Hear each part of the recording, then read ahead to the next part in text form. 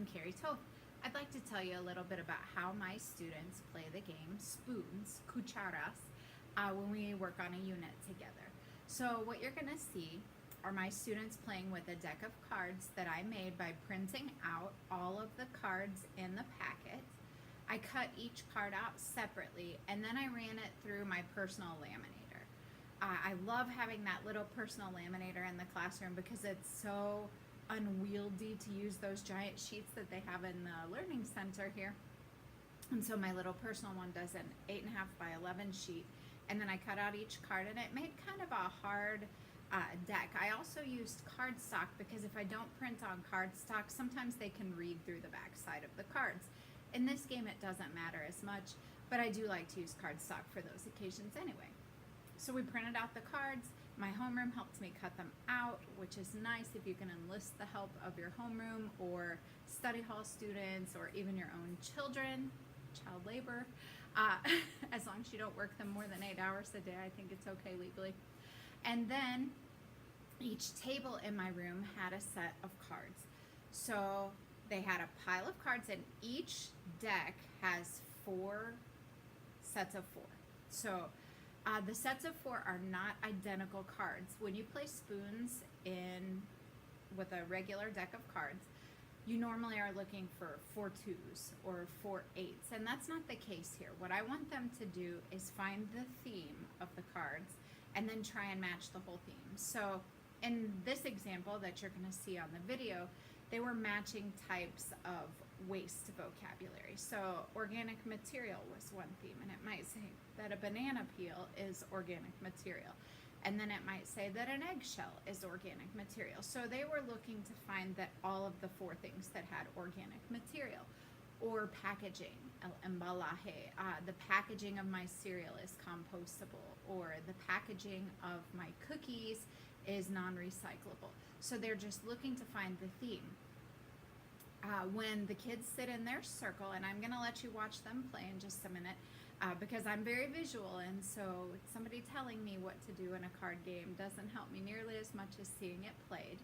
I've cut out the decks, they've shuffled the deck, they're sitting at a table, 4 students and 3 spoons. The object is to be one of the people that gets a spoon. If you don't get a spoon, then you're going to have to take 1 point. And in the game spoons, you don't want to be the one with the highest score. So the 4 people at the table begin to pass their cards around the table. And as they do that, they get all of these matches and try and get the set of 4 cards. The first person to get a set of 4 cards grabs a spoon. The others don't have to worry about getting a set anymore. Now they just want to grab a spoon before they're the last one that's left out of having one. The student who does not get a spoon then has to write the first letter of the word spoon or cuchara on their scorecard.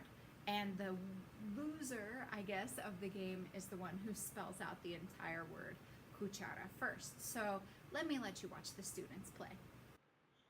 So they begin by dealing out the cards. It's important to have exactly 4 students because you want them to be distributing the 4 sets of cards equally. If you happen to have a group of 3, it's not the end of the world. They could also have a draw pile with 4 cards in it where they have the choice of taking what the student ahead of them discards or of taking from the draw pile. So you see, they're just taking a card, discarding, taking a card, discarding. The goal is to be the first to get those 4 cards. So Savannah deals out her 4 cards each to everyone in her team. They look at the cards. They decide if they have any pairs, and then it's time to start passing. So they pass 1 card, and I told them to do clockwise. Emily was a little impatient. Come on, pass the card, pass the card. The first group went very quickly. This group did a little more thinking as they passed, and they passed the cards around trying to find that set of 4. Again, if you have a group of 3, it is definitely okay. They'll just have the choice of either a draw pile or the card that their neighbor is passing to them.